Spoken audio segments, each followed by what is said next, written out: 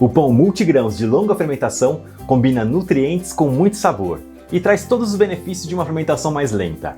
Vamos aprender a preparar os grãos, atingir o ponto de véu sem sovar a massa e fazer um pão incrível com um miolo bem macio e airado. Hoje vamos falar de pães de longa fermentação. E para isso, nada melhor do que contar com uma especialista no assunto, a Le Saffre, uma empresa francesa com mais de 165 anos de história no mercado de panificação. Aqui no Brasil, a Le Saffre está presente há 30 anos, oferecendo fermento biológico e ingredientes para indústrias, padarias e consumidor doméstico. Saiba mais lá no Instagram da Le Saffre, @LeSaffreBrasil, com 2 Fs. Essa parceria permite que a gente ofereça ainda mais conteúdo para você aqui no canal. A longa fermentação é muito associada ao uso do levain ou fermento natural, mas é possível fazer longa fermentação e obter diversos benefícios usando fermento biológico, aquele que você compra no mercado. O segredo aqui é reduzir a quantidade de fermento na massa, aumentando o tempo de fermentação. Um pão básico que a gente faz, por exemplo, em 3 a 4 horas, vai levar no mínimo 8 horas quando usamos baixa quantidade de fermento. Todo esse tempo para fazer um pão pode assustar um pouco, mas na maior parte do tempo a massa vai estar descansando, você não precisa ficar direto na cozinha. Optar pela longa fermentação vale a pena. O pão ganha mais sabor, um miolo mais leve e melhor digestibilidade. A receita rende um pão de 700 gramas. Não precisa anotar nada agora. A lista de ingredientes está na descrição do vídeo. E para quem não tem uma balança de cozinha, eu vou deixar também as medidas em xícaras e colheres medidoras. Comece preparando a mistura de grãos. Escolha de acordo com a sua preferência. Eu usei 13 gramas de linhaça dourada, 13 gramas de gergelim branco e 13 gramas de chia preta. Vamos tostar esses grãos para realçar o sabor, já que vão ser incorporados dentro da massa. Coloque os grãos em uma frigideira em fogo médio. Mexa por 5 minutos até começarem a estourar, como pipoca. Não deixe tostar demais. Transfira os grãos para uma xícara. Adicione 40 gramas de água e espere uns 30 minutos até esfriar.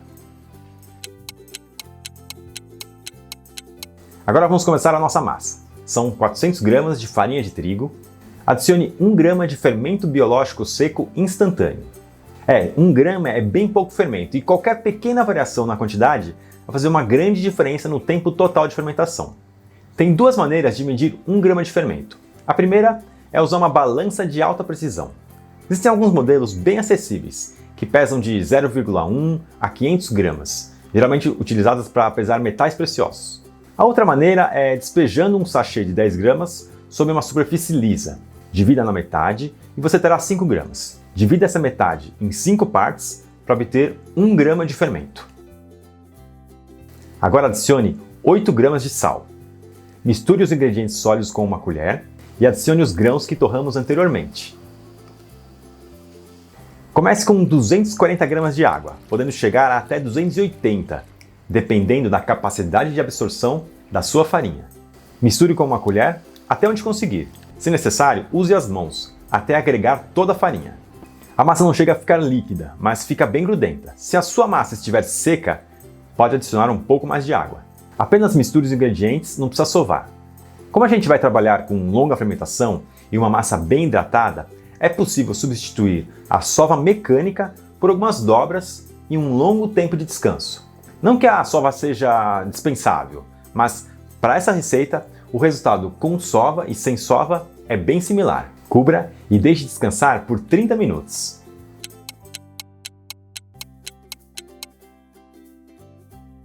Umedeça as mãos com água e faça uma primeira sequência de dobras. Puxe uma lateral da massa até o centro e repita esse movimento com os outros 3 lados.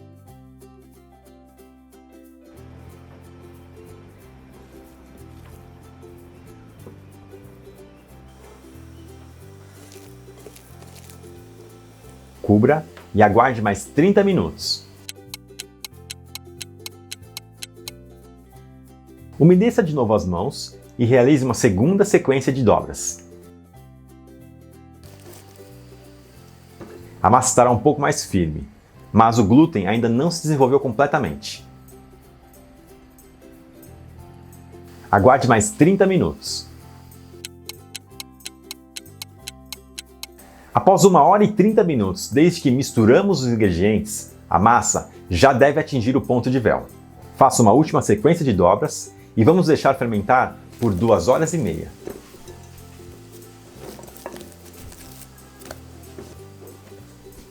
Caso a sua massa ainda não esteja tão elástica, pode fazer mais uma ou 2 sequências de dobras, descontando do total da fermentação. Então, se fizer mais uma dobra, deixe fermentar por 2 horas ao invés de 2 horas e meia. Lembrando que isso se aplica a uma temperatura ambiente de 26 graus Celsius. Se estiver mais calor, os tempos de fermentação serão menores. Se estiver mais frio, serão maiores. Depois da primeira fermentação, a massa dobra de tamanho. Polvilhe um pouco de farinha nas laterais e use a ponta dos dedos até conseguir descolar a massa e transferi-la para a bancada. Com uma espátula de padeiro ou com as mãos, arraste suavemente a massa sobre a bancada e modele uma bola. Pode estourar alguma bolha que se formar na superfície. Um excesso dessas bolhas, que não é o caso aqui, indica que a massa fermentou demais e é preciso reduzir o tempo da segunda fermentação. Cubra e deixe descansar por 15 minutos antes de modelar. Polvilhe a bancada com farinha e coloque a massa com a emenda para cima. Puxe as 2 laterais como se fosse um livro. Dobre um lado até o centro e depois o outro. Faça o mesmo com cada extremidade, até fechar bem. Enrole a massa a partir da ponta superior. Não coloque muita força para não liberar os gases no interior da massa, mas é importante ir apertando com os polegares para que a superfície fique bem esticada. Como essa massa é bem hidratada, fica um pouco mais mole. Se a gente deixar ela sobre a bancada por muito tempo, vai acabar achatando. Para evitar isso, precisamos de um cesto de fermentação. O cesto clássico é chamado de Banneton. É feito com ratã, uma palmeira encontrada no sudeste da Ásia. Por ser importado, costuma ser um tecido mais caro. Uma opção é usar um cesto de vime. Esse material precisa de um acabamento em verniz, então é recomendável forrar com um pano ou uma touca descartável. Há também o cesto de corda de algodão. É mais barato do que o Banneton e não precisa ser forrado como o cesto de vime. Polvilhe a farinha sobre o cesto para evitar que a massa grude. A farinha de arroz é ideal, mas se não tiver, pode usar a farinha de trigo ou semolina. Antes de colocar a massa no cesto, vamos preparar a cobertura de grãos. Pode usar os mesmos grãos que utilizamos no recheio ou qualquer outro. Eu vou usar aveia em flocos. Coloquei 100 gramas no recipiente, mas no pão vai grudar no máximo 20 gramas. Umedeça um pouco a superfície da massa, sem exagero. Passe a parte molhada sobre a aveia. E coloque dentro do cesto de fermentação com a emenda virada para cima. Sele com a ponta dos dedos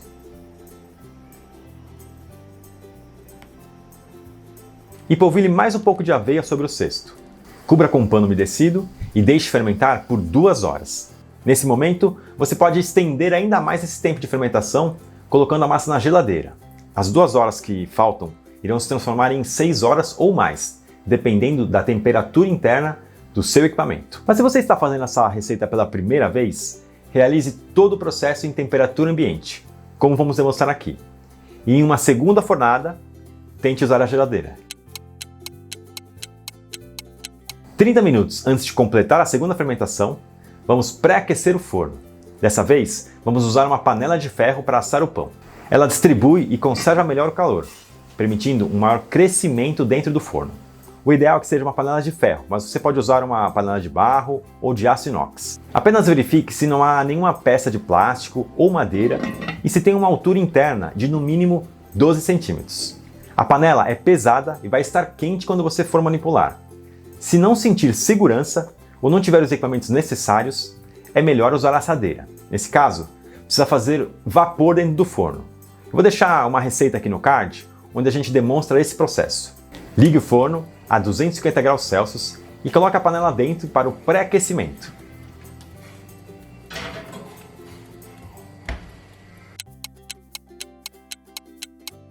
Após 30 minutos, completamos as 2 horas da segunda fermentação. Veja que a massa cresceu até acima da borda do cesto e não volta rapidamente ao ser pressionada.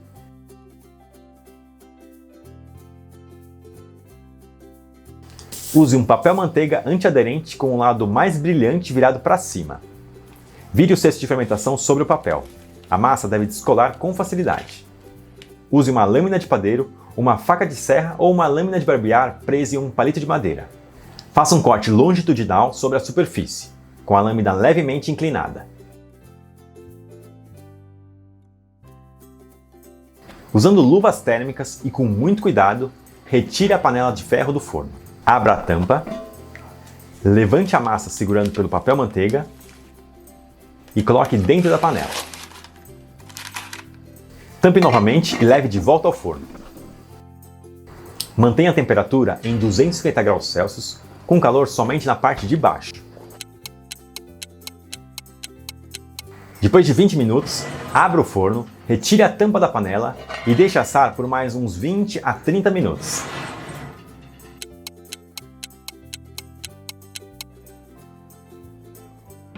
Assim que terminar de assar, retire o pão de dentro da panela e coloque sobre uma grade para resfriar por 30 minutos. Pode usar uma boca de fogão desligada.